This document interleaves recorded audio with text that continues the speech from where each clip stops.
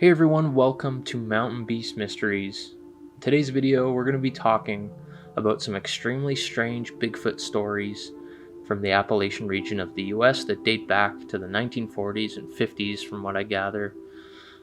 These are known as folklore tales, and essentially I guess it is just one story that has been told through the ages, but sometimes with slight variations. We're talking about the hairy woman.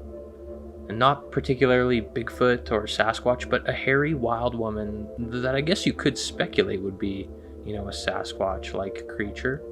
However, people of the time would just call it a wild woman or a wild man or, a hairy woman in this case. Like I said in my last video, the name Bigfoot didn't become a thing until the late 1950s, which was, after these tales of the hairy woman came out. In this video, I'm going to share with you a brief segment of literature that goes over this tale of the hairy woman. This is from the book American Myths, Legends, and Tall Tales by Christopher Fee and Jeffrey Webb. It's essentially an encyclopedia of American folklore, and I'd highly recommend finding a copy to read for yourself. So let's dive right in here. Let me tell you all about the hairy woman of the Appalachians.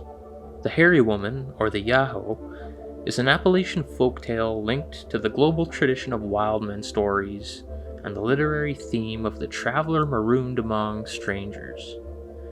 In the most common Appalachian version, a man meets a mysterious hairy wild woman in the forest and builds a life with her. The happy couple even welcome a child, but the union between the civilized and the primitive cannot last, and the story takes a terrible turn. When the man chooses to return to civilization, the wild woman kills their child by tearing it in half.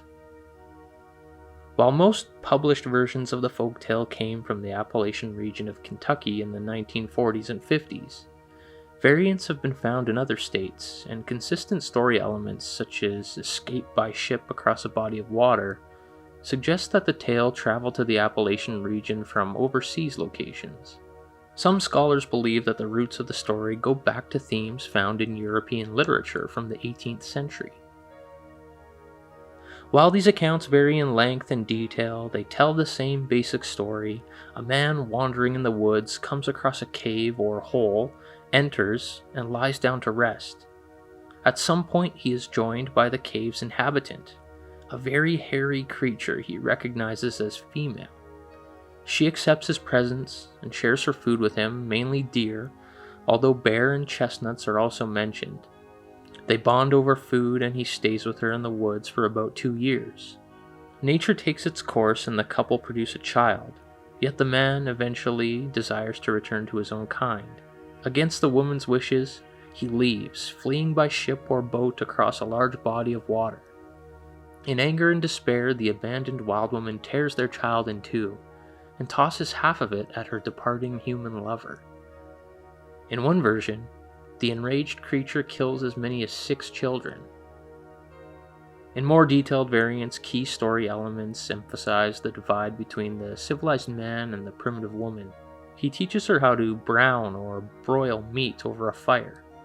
She must overcome her fear of the flames and learn how to eat cooked meat.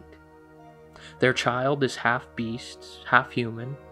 One side is covered with hair, while the other side is smooth-skinned or slick. When the abandoned woman rips their offspring in two, she literally tears apart the human and the beast, hurling one half toward her departing mate, while holding the other in her arms.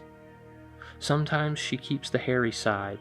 In other accounts, she keeps the smooth-skinned half and throws the hairy side to the man in the boat. Myths about wild men have long haunted the forests and mountains of many cultures around the world, including North America's Sasquatch or Bigfoot, Australia's Yowie, and the Himalayan Yeti.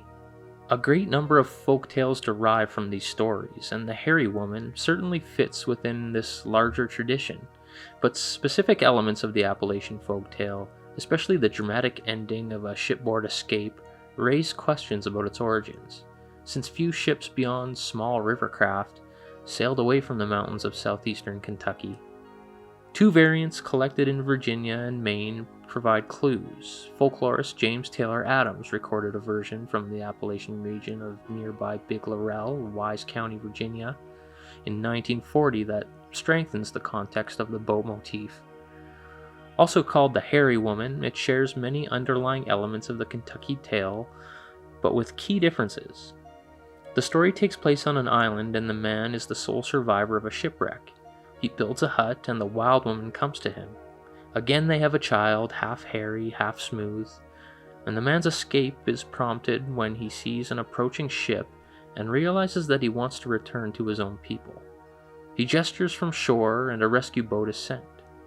The wild woman clings to him and pleads for him to stay, but the result is the same. He leaves by boat, and she rips their child in half. While this version was recorded in 1940, the teller recalled learning it from his father about 80 years earlier, placing it in the region of about 1860. Further east, folklorist Richard M. Dorson recorded a tale in Maine in 1956 that reversed the identities of the male and female characters, yet also gave the story a clear connection to the water. In The Legend of Yoho Cove, the boat is a canoe, and a young girl is snatched when a group goes hunting for raspberries in a coastal cove. The wild man is called the Yoho, based on the only words he hollers, "Yoho, Yoho." This version gives minimal detail about the captive's experience. The girl is missed a lot and believed dead.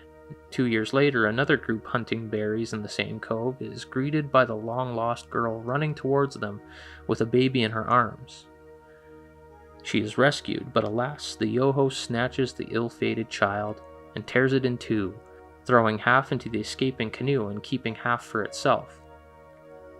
Scholars believe that key elements of the story traveled across the Atlantic with English and European literature that tapped into older seafaring traditions. Tales about men, women, and feral children lost at sea and stranded on mysterious islands among the apes, monkeys, and primitive cultures were recorded in the sailors' journals and European travel literature going back to the 17th century. Writers such as Daniel Defoe, who wrote the novel Robinson Crusoe, and Jonathan Swift, best known for Gulliver's Travels, created very popular books that played off this tradition, entertaining readers with the adventures of men marooned in primitive settings among strange and threatening beings. In Swift's book, the hero Gulliver even meets a race of filthy human-like beings called Yahoos. One of Swift's fans was the American pioneer Daniel Boone, who reportedly carried a copy of Gulliver's Travels with him and told his own tales of killing a hairy, 10-foot creature he called a Yahoo. Boone spent years exploring southeastern Kentucky, and some people believe that the Appalachian term Yahoo may be a variation of Yahoo. Some scholars also think this might be one source of the legend of Bigfoot. But many Americans enjoyed seafaring tales and read books such as Gulliver's Travels and Robinson Crusoe. Variations of the Hairy Woman could have traveled inland from different communities along the Atlantic coast, with new details and settings added as the location changed. For example, Yoho could also be a variation of Yahoo, with story details such as the canoe added that makes sense for a coastal community in Maine. Either way, the result was the same, that is, distinct regional variations of an age-old tale that warns of the perils that await when the civilized and the primitive collide.